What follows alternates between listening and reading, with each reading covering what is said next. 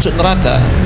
Tapi sama orang-orang Salafi Wahabi dikasih label bertauhid, tauhid rububiyah. Yang sekarang ironisnya adalah mereka juga teriak-teriak bahwa orang tua Nabi pasti masuk neraka dengan dalil yang bisa dikritisi, dan tidak ada satupun catatan sejarah yang mengatakan bahwasanya ibu Nabi, ayah dan Nabi pernah sekali saja menyembah berhala. Jangankan ayah ibu Nabi pernah menyembah berhala, coba tunjukkan satu saja catatan bahwasanya ayah ibu Nabi itu pernah mabuk atau pernah berjudi seperti yang biasa dilakukan oleh orang-orang musyrikin. Jadi apa logika yang tolak belakang ini, di satu sisi ya, di satu sisi orang Salafi Wahabi melabelkan Abu Lahab sebagai seorang yang bertauhid, tauhid rububiyah, padahal jelas-jelas dinyatakan oleh Allah pasti masuk surga, masuk neraka. Di sisi yang lain, ayanda Nabi yang kita kasihi itu mereka berteriak kemana-mana, kedua orang tua Nabi itu masuk neraka. Ini kan argumen yang sangat-sangat ironis begitu. Begini, jadi kalau seandainya Bang Uwais bisa kasih datanya, ya tafadhol. Iya, begini Bapak. Kalau masalah Bapak bilang berteriak-teriak Bapak yang orang tua Nabi di neraka, saya akan beritahu Pak, tidak ada kajian khusus dalam masalah ini Pak. Apakah orang tua Nabi di surga atau di neraka, itu tidak ada kajian khusus. Yang ada cuma pertanyaan. Ya, seperti pertanyaan seperti yang sudah disampaikan oleh Ustaz Firanda Adrija. Orang ini bertanya, dijawab. Apakah orang tua Nabi itu di surga atau di neraka? Dijawab dengan hadis. Bahkan ada 2 hadis yang beliau jawab. Itu hadis yang pertama ditanyakan tentang ayahku dan ayahmu di neraka. Itu kan pertanyaan jawaban dari jawaban pertama. Yang kedua adalah ketika Rasulullah SAW itu mengunjungi kuburan ibunda beliau, dan beliau menangis terseduh-seduh, dan beliau mengatakan seperti ini, kalau dulu aku dilarang untuk menziarahinya, kalau sekarang aku diperbolehkan. Tetapi ketika Rasulullah SAW ingin mendoakan ibunya, Allah Subhanahu Wa Taala melarang. Itu adalah hadisnya kan yang berbunyi seperti itu kan. Kenapa dilarang? Loh, namanya orang kafir kan nggak boleh kita ini kan Pak, nggak boleh kita doakan Pak di surga. Boleh saya menanggapi Ustadz Wes? Nggak apa-apa, santai. Saya juga lagi santai, lagi ngopi kan. Jadi begini, bagaimana mungkin hadis dengan Al-Quran bertolak belakang? Kalau misalnya ngotot mengkotiyahkan itu Ustadz Firanda, ibu Nabi dan orang tua Nabi itu masuk neraka, berarti kontradiksi dengan ayat Al-Quran ini. Wa taqallubaka fisajidin an Ibni Abbas radhiyallahu anhuma anadalika intiqaluhu alaihi abdul sholati wassalam min solbin nabi ilan nabiyil akhor mislul Ismail wa Ibrahim wa Nuh wa Sis wa Adam alaihissalam. Dari mulai Nabi Adam sampai ke Nabi Isa itu diperkuat dengan ayat, dengan hadis lam ajal unqalu min aslabit tohirin ila arhamit tohiratin. Jadi sulbi yang suci kepada rahim-rahim yang suci tidak pernah diletakkan daripada orang-orang yang kafir. Ini Al-Quran. Ya kalau misalnya ngotot juga, ya silahkan. Saya tidak akan memaksakan. Tapi saya juga kepada orang-orang, soalnya udah tahu orang-orang Wahabi itu sudah mujma' alaih, sepakat semuanya baik Salafi maupun Wahabi mengakui bahwa orang tua Nabi dan ibu Nabi masuk neraka. Ini dari Ibnu Abbas nih, di dalam kitabnya ada nih, jelaskan nih, jelas.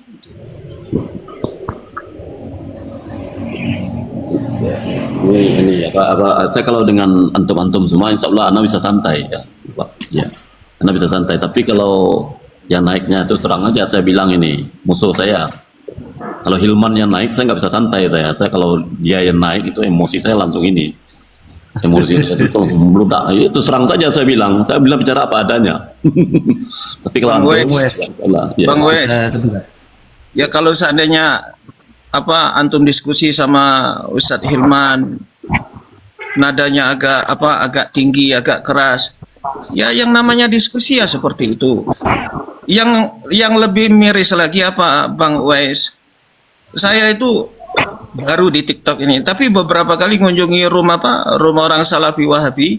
Ketika kita kasih argumen, kita kasih dalil, kita kasih hujjah, mereka nggak bisa menjawab, itu langsung di-kick. Nah, kira-kira mana yang lebih kasar begitu? Jadi di sini itu yang pertama. Yang kedua, diskusi segala macam sedikit diturun itu tidak masalah. Tapi kalau sudah ditolol-tololin gimana? Itu kan nggak pantas. Apalagi dia seorang ustadz. Kecuali dia ini bukan ustadz. jadi kesombongan yang paling besar itu bukannya kita nololin orang, Bang Wes. Kesombongan yang paling berat itu kita menolak kebenaran. Itu yang paling berbahaya. Ya. Jadi itu sekedar ulasan aneh tentang narasi Bang Wes. Nah di sini tadi Bang Wes mengatakan nggak ada yang teriak-teriak. Firanda itu setiap kali ditanya tentang orang tua Nabi, ya, setiap kali ditanya sama orang murid-muridnya atau jamaahnya orang tua Nabi, dia pasti mengatakan pasti masuk neraka. Dan itu cuplikan itu disebarkan oleh orang-orang Salafi Wahabi kemana-mana, dijadikan dalil, dijadikan bukti, diteriakkan di atas mimbar-mimbar bahwasanya orang tua Nabi itu pasti masuk neraka. Tadi Usama Abbas sudah memberitahu bagaimana kita bisa membenturkan hadis yang qat'i dengan hadis yang zanni. Jadi misalnya Bang Wes meyakini argumen yang dilontarkan oleh Dr. Firanda, kan di dalam Salafi Wahabi nggak boleh taklid. Mengapa kita nggak periksa ayat-ayat Al-Quran yang pasti? Ya. Ayat Al-Quran itu qat'i, qat'iyud dilalah, qat'iyud subut, qat'iyud dilalah. Keberadaannya pasti, dilalahnya mengenai sesuatu itu juga pasti. Mengapa kita nggak periksa seperti yang dikatakan oleh Ustadz Mabes tadi? Ya. Orang ruh Nabi itu berpindah-pindah dari zaman Nabi Adam sampai kepada kepada kelahiran Nabi kita itu pada orang-orang yang sujud kepada Allah Subhanahu wa taala. Wa taqallubuka fis sajidin. Mengapa Bang Wes tidak mau mencerna itu, memperhatikan itu? Masa dibacakan dua hadis, hadisnya itu zanni, abi wa abuka finnar. Apa yang dimaksud abi? Ayahku dan ayahmu itu di dalam neraka. Semenjak lahir Nabi, yang dia bilang Nabi kita Muhammad sallallahu alaihi wasallam, dari semenjak dia lahir, siapa yang dia panggil abi itu siapa? Yang dia panggil abi itu adalah pamannya. Itu pamannya yang menjaganya dari kecil setelah kakeknya meninggal. Itu yang dipanggilnya abi. Terus mengapa di dalam Al-Quran berulang-ulang kali disebutkan mengenai mengenai Ishak, Yakub? Itu yang namanya abi itu, yang namanya aba itu tidak mutlak kepada ayah kandung, bisa kepada paman. Artinya argumen-argumen yang dilemparkan oleh Dr. Firanda itu masih bisa dikritisi. Sedangkan ayat-ayat Al-Quran wa taqallubuka fis sajidin itu qat'i. Begitu juga ayat-ayat tentang ahlul fatrah itu qat'i. Itu yang saya katakan tadi. Masa Abu Lahab dikatakan bertauhid rububiyah, padahal Al-Quran dengan dalil yang qat'i mengatakan Abu Lahab itu pasti masuk neraka. Di sisi yang lain, ayat yang mengenai ahlul fatrah tidak akan ada yang diazab sebelum Allah mengutus seorang rasul. Itu pasti. Subutnya qat'iyyut subut, qat'iyyut dilalah. Lalu mengapa ayat ini kita buang begitu saja demi hadis yang zanni, yang masih bisa dikritisi? Ya, itu dari saya. Terima kasih. Nah, begini saya berbicara dulu sedikit. Yang di tapping gitu, kalau yang di tapping itu namanya Kang Gus Wahabi dan Kang Arul, itu jangan dilawan, anggap saja itu orang-orangan ya, karena ya tidak jelas ngajinya di mana gitu, baca kitabnya cuma dari AI gitu saja, itu orang-orangan sawah saja. Kalau ada di Garut pasti dia akan dibuang kepada susukan itu atau disembelih itu si Arul dengan si Gus Wahabi itu.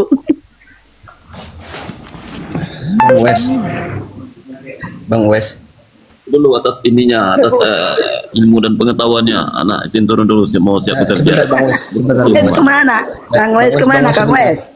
Ya mau Kang Wes bekerja ya, kemana? Kang Agus. Kang Agus gimana kabarnya sekarang, Kang Agus? Alhamdulillah. tadi Kang saya Wes. mau nanya Ini dikit Bang masih, Wes. masih sering duduk sama ini Ustaz Fikri? Ya masih. Masih. Tapi sekarang dia sibuk ya kayaknya, dia sibuk berjalan terus dia, saya lihat sekarang. Ya betul. Ada kesibukan saya itu lagi sibuk. Ya. Nambahin ya, Bang Wes, nambahin. tadinya saya mau nanya dikit Bang Penjualannya Wes. semakin bagus saya lihat itu. Ya. Ya, ya. Bang Wes, Ini tadinya saya turun saya dulu. mau Nanti nanya dikit, Bang sambung Wes. lagi insya Allah nanti. Ya. Iya. Nanti terlambat nanti saya ke pekerjaan. Assalamualaikum semuanya. Siap. Waalaikumsalam. Waalaikumsalam warahmatullahi wabarakatuh. Bang Denpo, Ustadz, kalau misalnya di Wahabiyat emang ada itu tarjihnya itu. Bagus Apanya itu itu, kan Ustaz? nama aku kopiannya bagus ya. Bacanya bagus sekali itu. Wahabi itu serampangan, nggak ada tarjih, nggak ada. Kalau di dalam Salafi Wahabi, tadi saya Sambut dulu. Ini ada tamu, sambut dulu ini Kang Arul, orang-orangan, sambut dulu. Orang kayak gini. Karena gas. Saya tadi pagi kan sambil duduk mendengar apa santri apa ngapal Quran, saya buka kitab tauhid, ya, kitab tauhid yang ditulis oleh Muhammad bin Abdul Wahhab. Kitab ini kan banyak dicetak. Salah satunya dicetak di Mesir. Yang mentahkiknya itu orang Salafi di Mesir. Ditahkik hadis-hadisnya itu. Hadis-hadisnya itu hasil tahkik orang Salafi sendiri, banyak hadis-hadis yang lemah, ya. Banyak hadis-hadis yang lemah, dhaif jiddan begitu. Nah, tiba-tiba nanti di fatwanya Syekh Gunaiman itu dia bilang apa? Itu kurang ajar, itu berlebihan, yang mengatakan hadis apa? Hadis tentang apa? Tentang jimat itu, kalung jimat itu sangat berlebihan kalau dikatakan lemah. Nah, gini ada Kang Arul itu Sebentar ada dulu Ustaz Agus. Lalu di dalam apa? Di dalam kritikan orang-orang Salafi Wahabi yang lain berkaitan dengan hadis tersebut berbeda lagi. Jadi orang-orang Salafi Wahabi ini, itu satu contoh aja ya, satu contoh aja.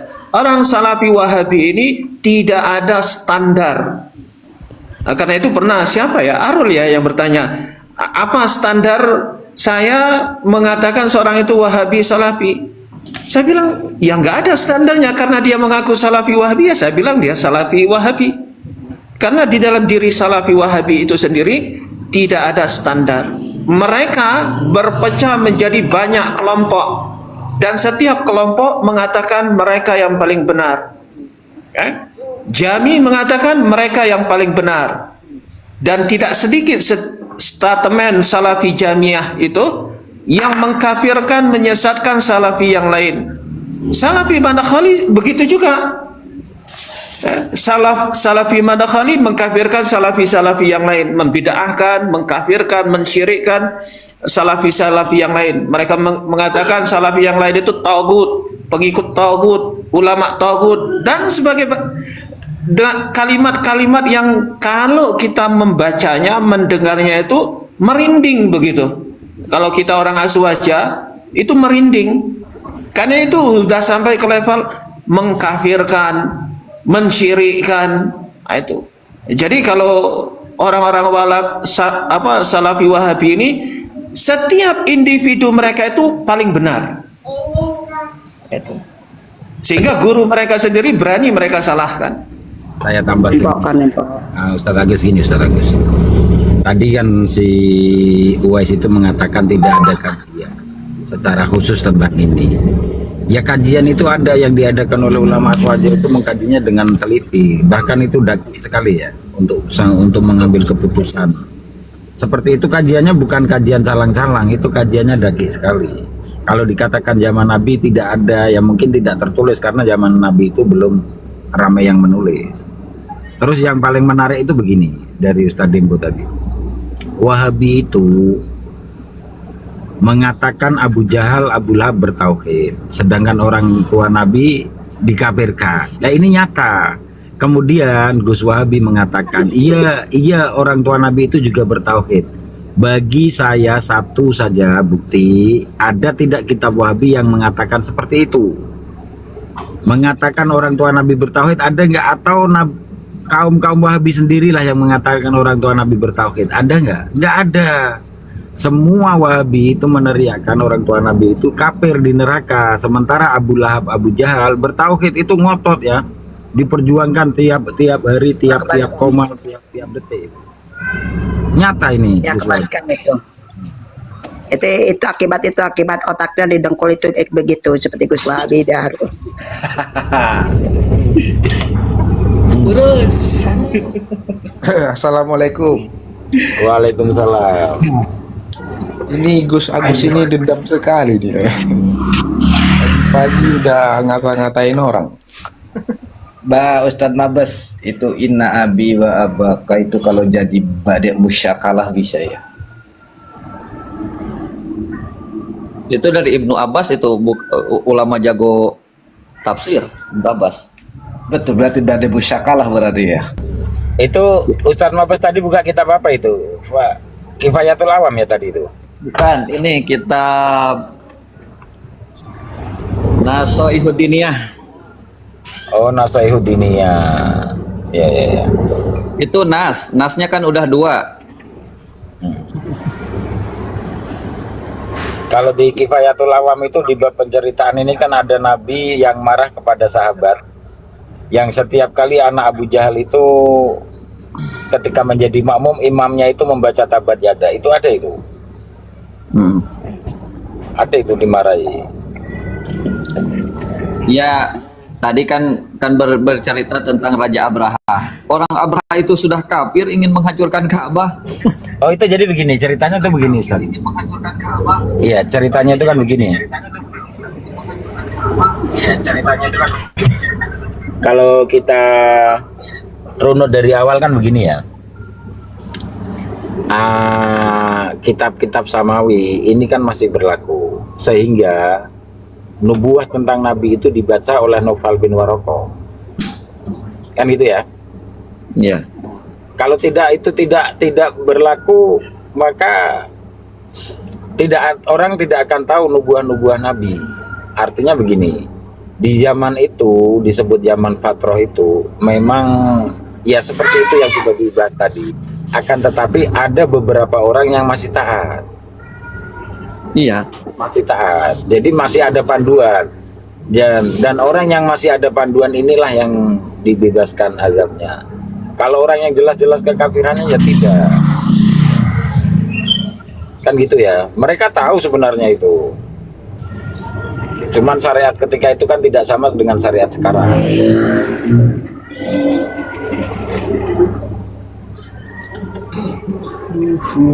Silakan dulu. Kalau mau dibahas sih begini nih, Wahabi itu selalu bilang bahwa Abu Jahal, Abu Lahab ya wis, itu bertauhid tapi tauhidnya tidak sempurna. Di dalam ahli sunnah wal jamaah ada nggak tauhid tidak sempurna? Jadi Ya, itu nanti itu. bagaikan mengimani rukun iman 4, yang duanya tidak tetap disebut beriman, kan bahlul pemikirannya, Bang. Tidak ada lah istilah Aku tanya tauhid sedikit tidak ya. sempurna. Kalau tidak bertauhid ya tidak bertauhid. Kalau bertauhid ya dia bertauhid. Tidak ada istilah tauhidnya tidak sempurna. Kalau tauhidnya tidak sempurna berarti tidak bertauhid. Aku tanya sedikit ini sama Bang Dempo. Bang Dempo itu apa tadi? Memakai Assalamualaikum. ajaran tauhid nggak? Waalaikumsalam. Aduh, Bib, ini baru nongol, Bib. Kemana aja, Bib? Mbak ada nih, ini hari ini ane ulang tahunnya mau minta kado dari ente ya namaku. Halo, siap. Bidah itu, Bib.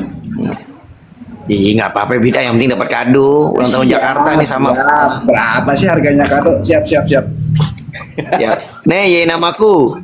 Kan tadi antum bilang kalau saat nggak ada yang namanya tauhid nggak sempurna. Ya kan begitu kan tadi narasinya ya kalau gitu. Kalau dia nggak bertauhid dia nggak bertauhid, nggak bisa dibilang bertauhid tapi nggak sempurna, nggak bisa. Lah ini malah mereka mengklaimnya apa ya? Udah bertauhid tapi nggak sempurna, dibilang lebih bertauhid dan lebih murni imannya kepada Allah, lebih murni imannya kepada Allah. Ini di mana ini dasarnya ini ngomong begini? Lebih bertauhid ya, aktaru tauhidan lebih bertauhid, wa akhlasa imanan billah, dan lebih murni imannya kepada Allah. La haula wala quwata illa billah. Ini Lanjut, Bang, ya. bentar. Tauhid itu apa Bang Dempo?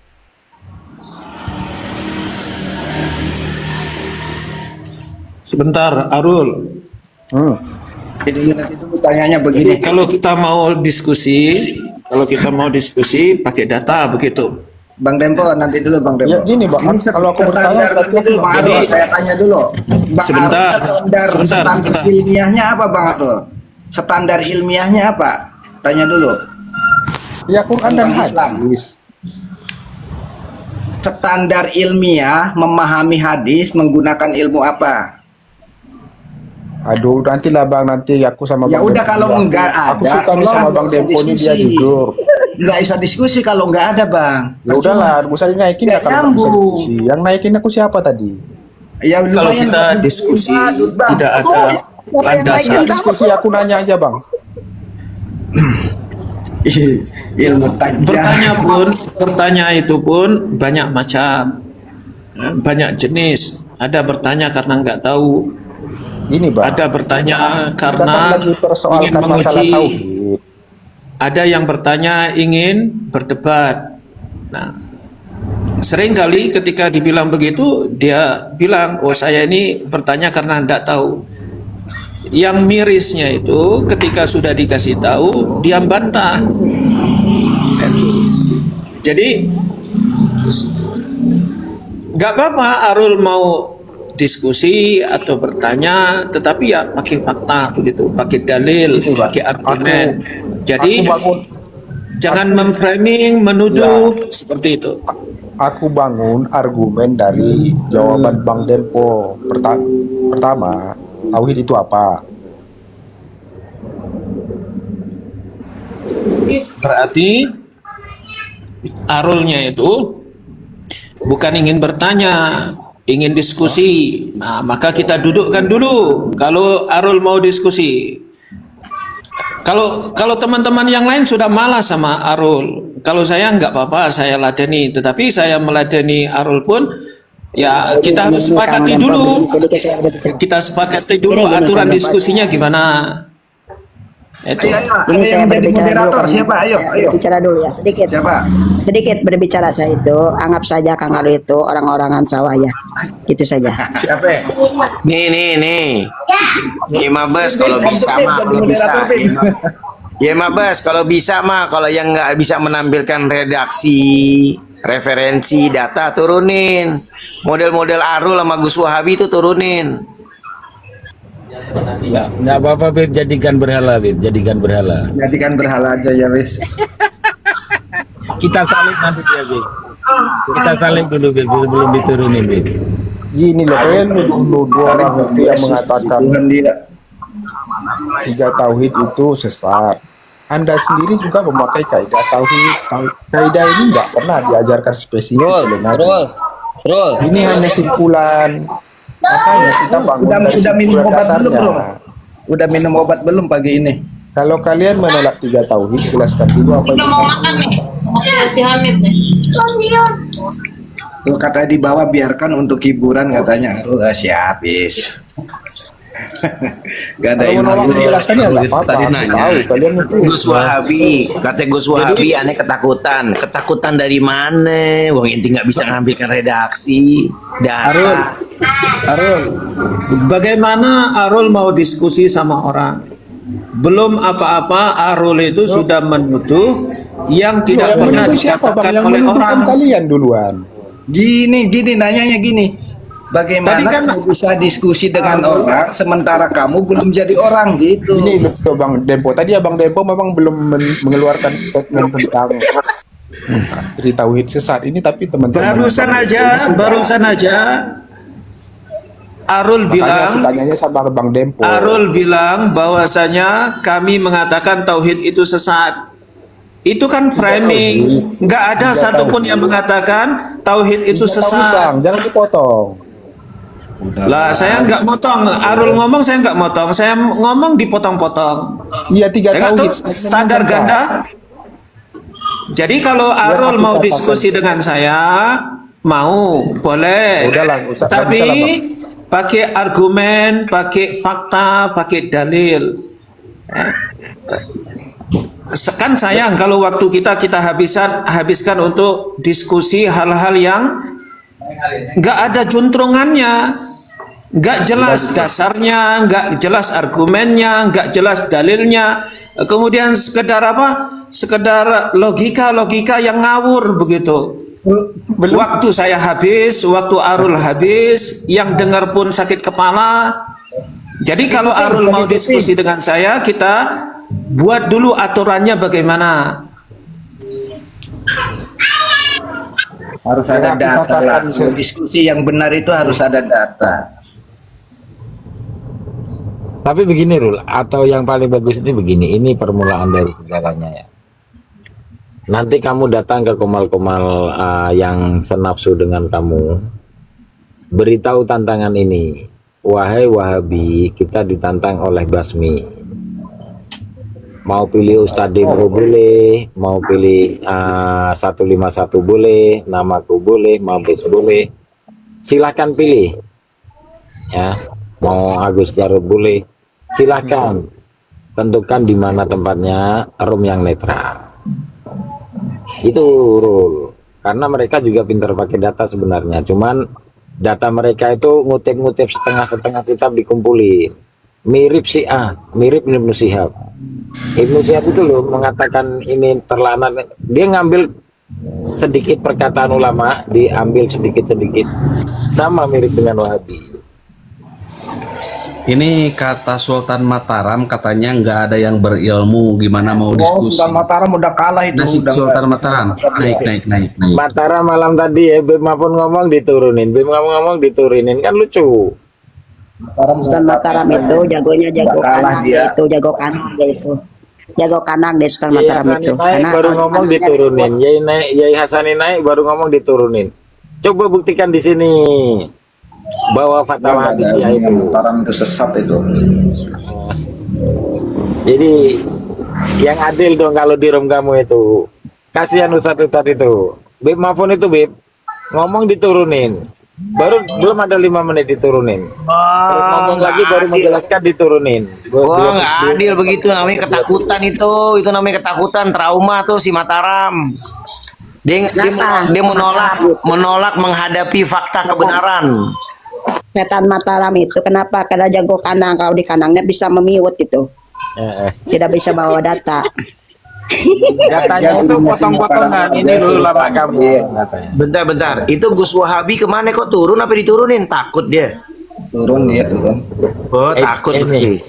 Malam tadi kan Bata, doanya kirim buat aneh. Ini ulang tahun kok, dia emang babib aja, doain dulu dong aneh. Ulang tahun nih. bid'ah itu. Ini Abu Sihab negatifkan asal ngomong diturunin, asal ngomong diturunin. Kan lucu. Tadi malam Kalau Sultan Namanya Mataram kan- itu Iya, tidak percaya Bata. diri dengan ajaran dia sendiri. Iya, maknanya dia ketakutan tuh, trauma, takut menghadapi kebenaran, fakta kebenaran tiba-tiba berseberangan sama dia takut. Jadi orang yang mau menyampaikan kebenaran diturunin. Apalagi ada referensinya. Takut itu.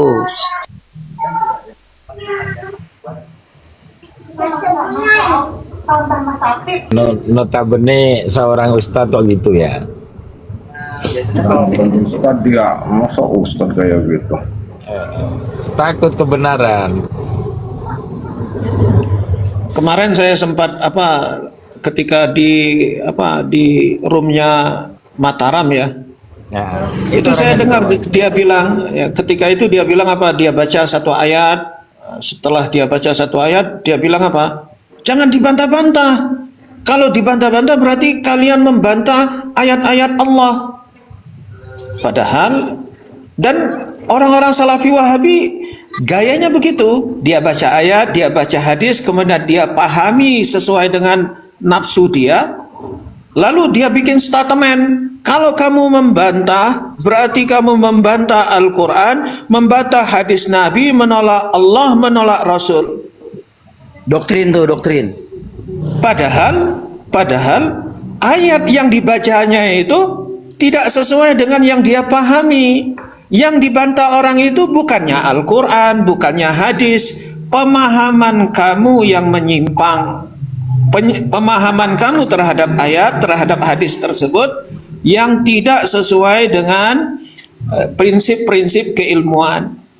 Itu. Jadi narasi-narasi orang Salafi Wahabi ini dia baca ayat, dia pahami sesuai dengan nafsunya. Siapa yang menentang nafsunya itu, pemikirannya yang menyimpang itu, lalu dia benturkan.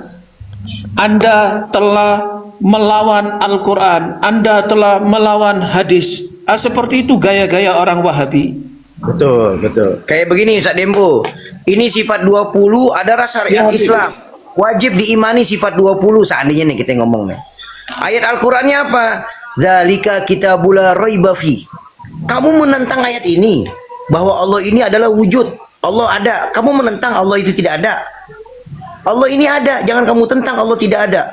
Ayatnya mana? Zalika kitabul la raiba fi. Kan ngaco-ngacoan begini. Terus orang yang mau menyanggahnya karena kita mungkin salah dalil atau salah penerangannya, langsung dijawab dengan dia begini, kamu menentang Allah itu sebagai Tuhan, kamu menentang syariat ini, syariat Islam. Nah, ini kan doktrin yang membabi buta ini namanya. Seperti itulah Wahabi ketika dia menerangkan tentang tri tauhid, dalilnya kemana-mana. Terus kita yang mau menentang ditanya begini, mau menyanggah karena dalilnya nggak tepat. Langsung dibilang begini, kamu nggak percaya Allah itu yang menciptakan langit dan bumi? Lah ini apa urusannya? Nanya begitu.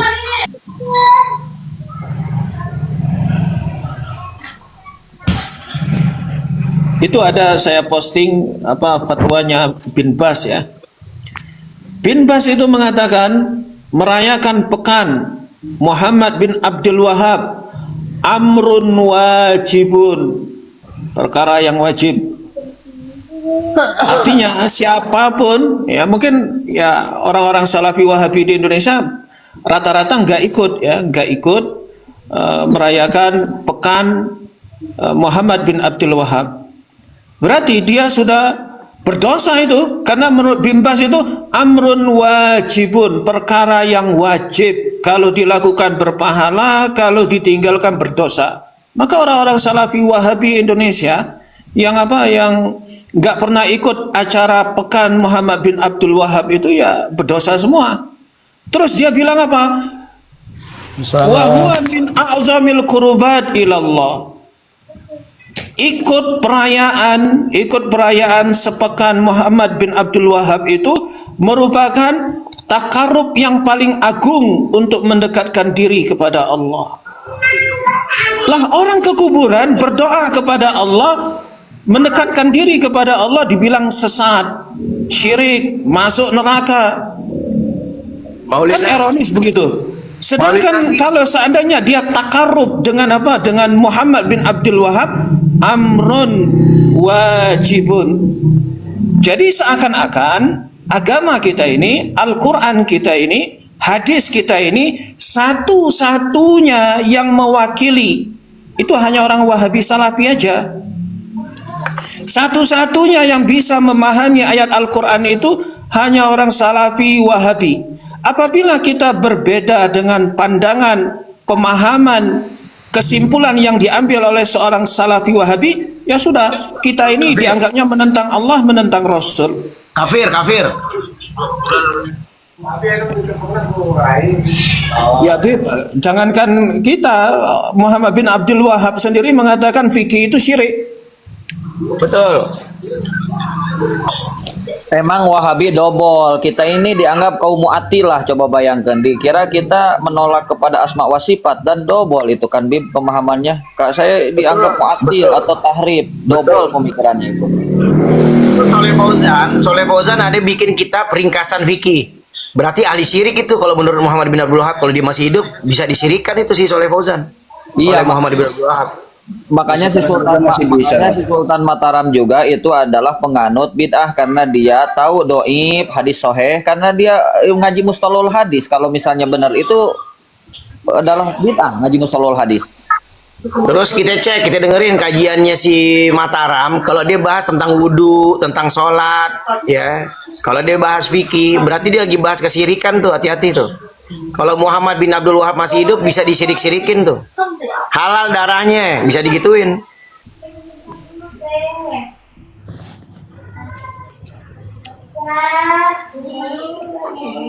Ya, kita pun kan berharap kalau seandainya orang-orang Salafi Wahabi betul-betul jujur mau berdiskusi, kan? Karena ya saya pun masih meyakini di dalam hati mereka itu mereka betul-betul ingin ikut Allah, ingin ikut Rasul, ingin meneladani salafus saleh. Tetapi karena mereka ini ngambilnya sama ulama-ulama Salafi Wahabi, lalu mereka meyakini itulah satu-satunya kebenaran jalan untuk mengikut Allah, mengikut Rasul, mengikut salafus saleh.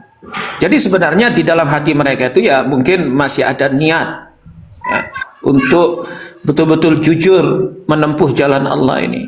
Oleh karena itu kalau seandainya memang kita sepakat untuk berpegang teguh pada Al-Quran, pada sunnah Nabi sesuai dengan pemahaman salafus saleh, ya udah kita diskusi.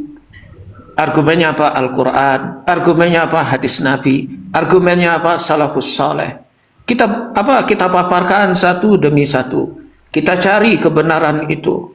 Nah, ketika kebenaran itu dapat, kita pegang teguh-teguh. Ya.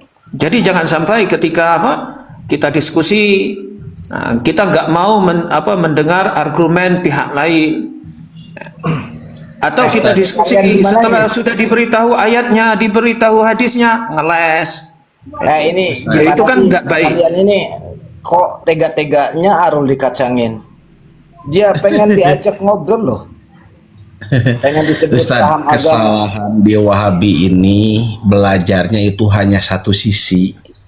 Jadi dia itu tidak dapat membanding-bandingkan. Jadi mereka juga tidak dapat menemui kekeliruan yang dipahami ustadz-ustadznya karena mereka itu belajar hanya dari satu sisi. Berbeda dengan kita. Kenapa kita bisa tahu kesalahan-kesalahan orang Wahabi? Karena kita ini mempelajari juga keilmuan-keilmuan mereka.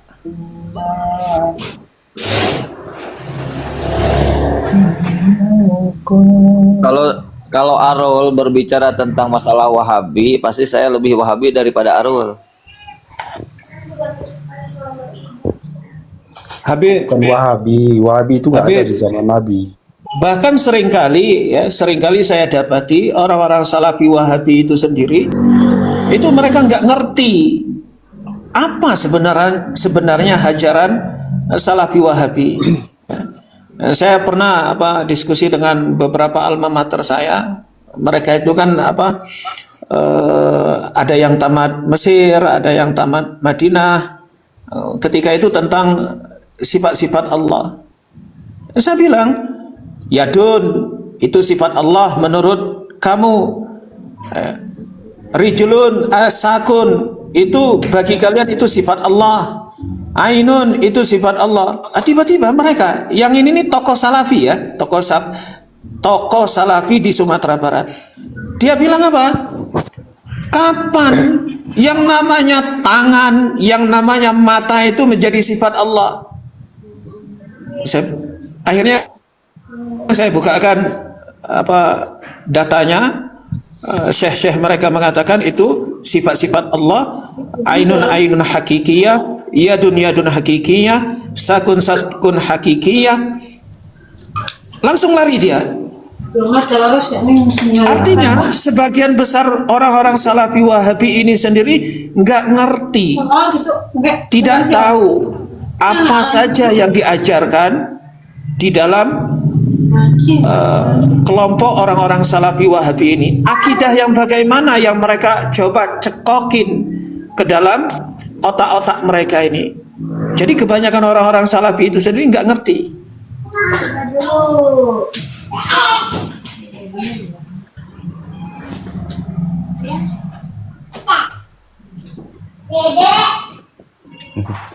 Arul masih aja mitnah bahwa sifat 20 adalah akidah Plato.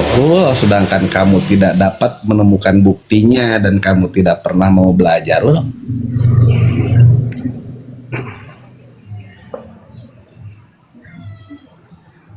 Ada yang mau tanya jawab? Rul, kamu ini bodohnya kelewatan. Belajar bodoh di mana, Rul? Jangan nyerang pribadi. Belajar pribadi. Jadi ini kemarin aman. belajar Jangan ke setan Mataram. santai aja. Belajarnya ke setan Mataram ini menjadi begini. Aduh, dia gua. Aduh. Ada yang lebih sehat nggak nih? Yang bisa tanya jawabnya. Lah, Kalau saling bodoh-bodohi ya. Enggak begini, Rul. Standar ilmiah kamu itu apa, Rul? Coba sebutkan saja. Hadis sudah. Oke, hadis. Pamit ya, Ane pamit. Rul, nomor hadis aja nggak tahu mau naik komal. Ane pamit ya, Rul. Zaman Nabi nggak ada nomor hadis, Bang. Di zaman Nabi. Oke, Rul. Ya, Rul, dengerin ya. Kalau standar ilmiah kamu itu adalah hadis, coba ada berapa metode mengambil sanad hadis? Nggak ada di zaman Nabi, nggak ada pelajaran itu, Bang. Nggak ada ya? Nggak ada. Oh, Sahabat Nabi jadi nggak belajar kayak gitu. Agama sekarang itu dipelajari oleh sahabat-sahabat Nabi. hadasana itu nggak ada ya? An itu nggak ada. Intinya sahabat-sahabat Nabi jawab nggak aja. belajar. Kan kalau hadis kan Yang begini, begituan. Hadasana. Kalau kamu merasa agama hadasana, sahabat-sahabat kemudian Nabi, ya terserah kamu. an Abi Hurairah, contohnya begitu. Itu tidak ada ya, Roh? Ini saya mau bacakan satu narasi ya, Katanya satu kalimat akidah ini. Ya hadis, tapi kok nggak paham hadis? Bohong mulu, Rul. Makanya saya nanya, kamu belajar bodoh di mana, Rul? Saya mau bacakan satu hadis ya. Satu hadis. Satu kalimat.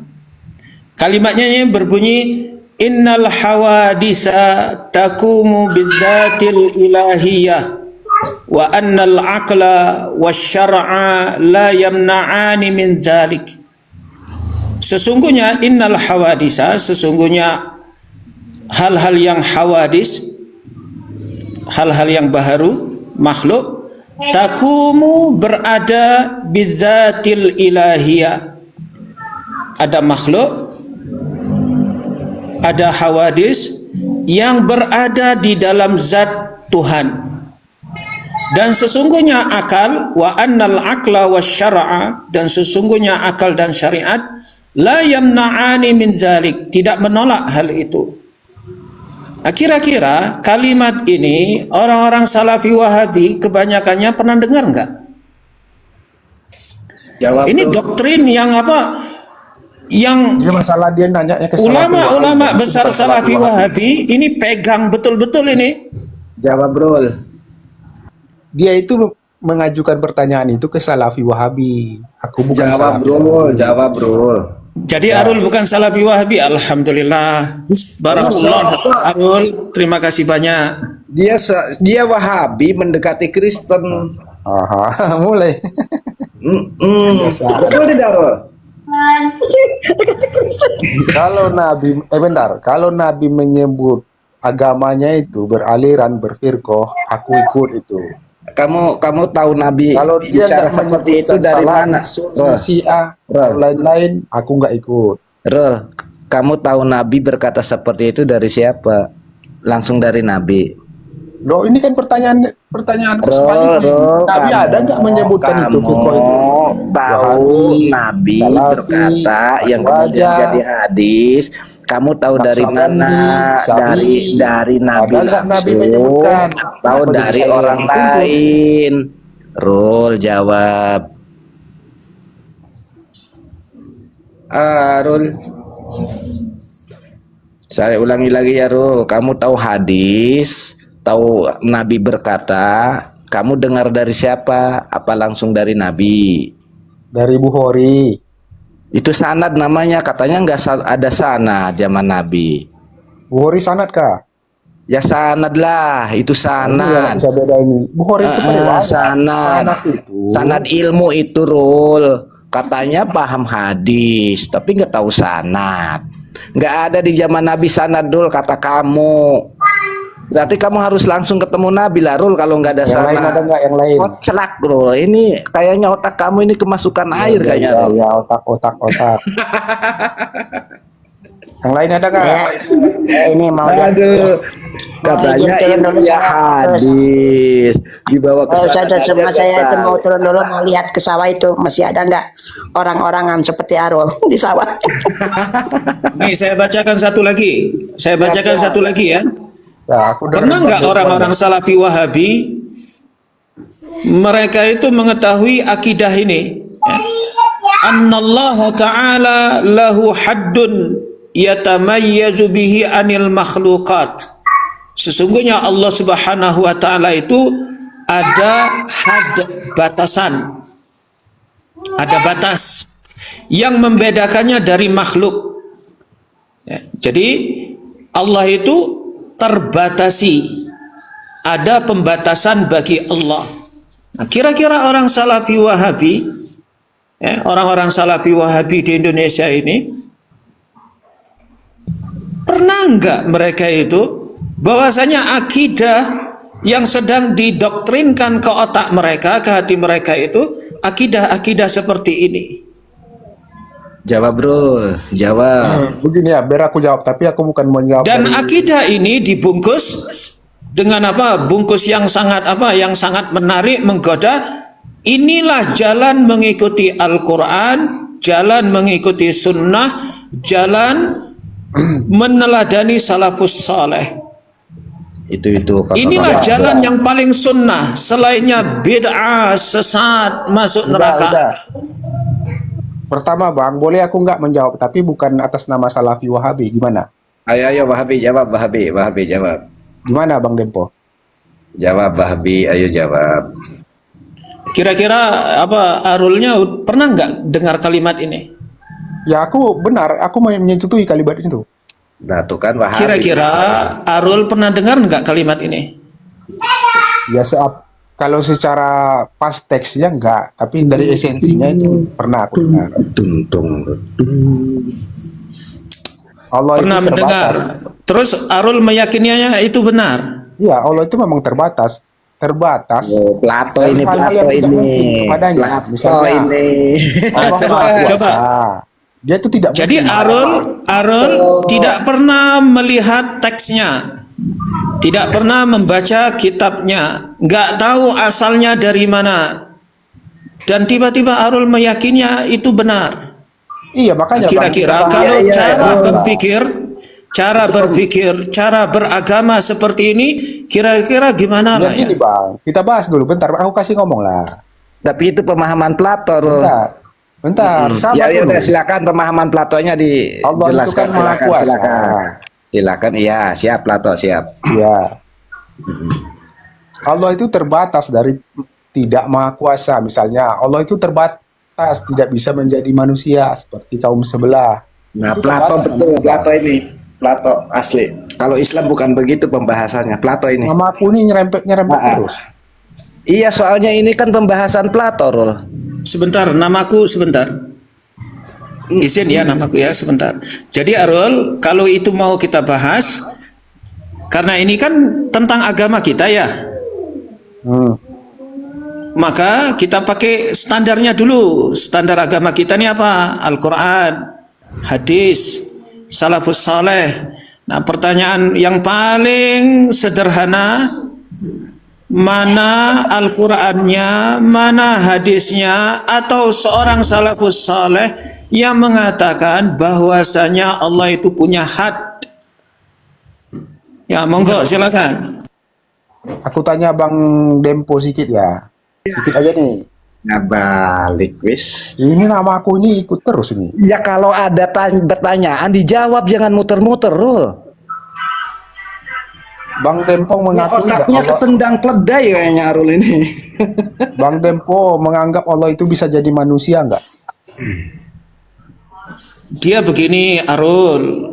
Arul tadi mengklaim bahwasanya Allah itu punya batas, bisa dibatasi, dan Arul meyakini itu benar.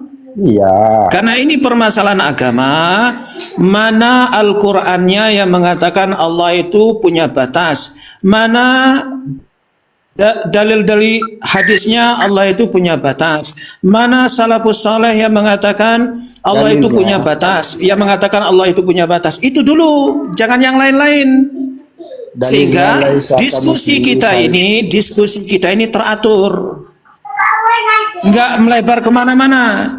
Satu-satu dulu. Aduh. Dalilnya laisa kamislihi syai'. Udah.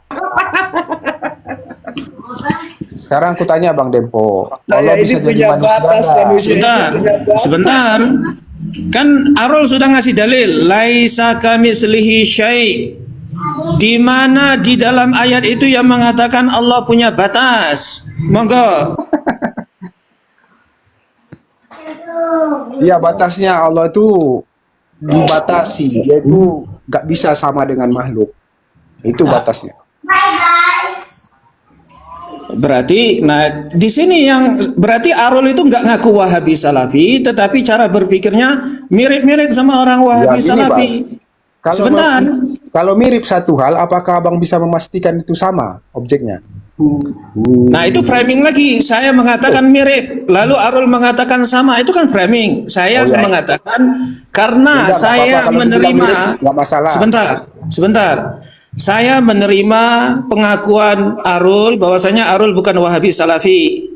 Sudah. Terus karena saya mengakui itu, saya mengatakan cara berpikir Arul ini mirip. Tiba-tiba Arul bertanya lagi, sebentar. Arul bertanya lagi, apakah mirip itu identik dengan sama? Ya saya kan nggak bilang sama, saya bilang mirip.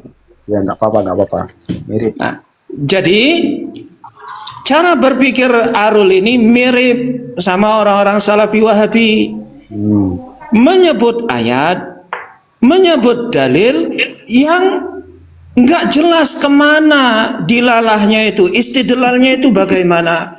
Arul tadi mengatakan bahwasanya Allah itu punya pembatasan. Lalu Arul berdalil laisa kamislihi syai'.